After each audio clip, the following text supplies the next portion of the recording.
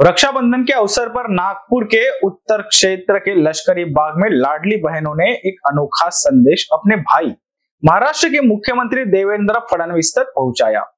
इस अवसर पर भारतीय जनता पार्टी अनुसूचित जाति मोर्चा नागपुर महानगर की महामंत्री मोहिनी रामटेके के नेतृत्व में विशेष कार्यक्रम आयोजित किया गया। बीजेपी कार्यकर्ताओं ने घर घर जाकर महिलाओं से राखी इकट्ठी की और इन्हें खास पैकिंग में मुख्यमंत्री को भेजा। महिलाओं ने कहा कि राज्य सरकार की लाड़की बहना योजना से उन्हें मदद मिली, लेकिन महंगाई के दौर में 1500 रुपए की राशि बढ़ाकर 2100 की जानी चाहिए।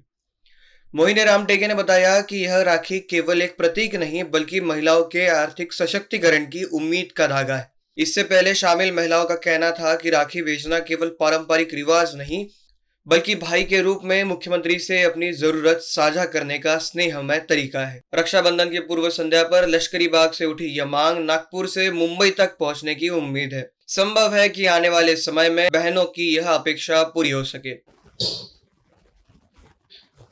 आज आम्ही सर्व इथे सगळ्या प्रत्येक बूथवर हा प्रोग्राम राबविण्यासाठी निघालो आहोत।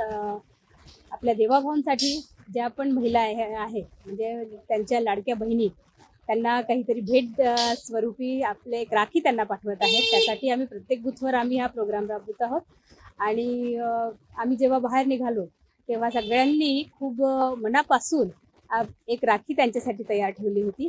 आम्ही त्यांच्याकडनं ती राखी घेतली आणि त्यांचे विचार जे काही विचार आहेत ते विचार आम्ही त्यांनी आपल्या भाऊंसाठी जे मांडलेले आहेत ते विचार सुद्धा आम्ही त्यांचे मनोगत भाऊंपर्यंत पोहोचवण्याचा आम्ही प्रयत्न करत आहोत।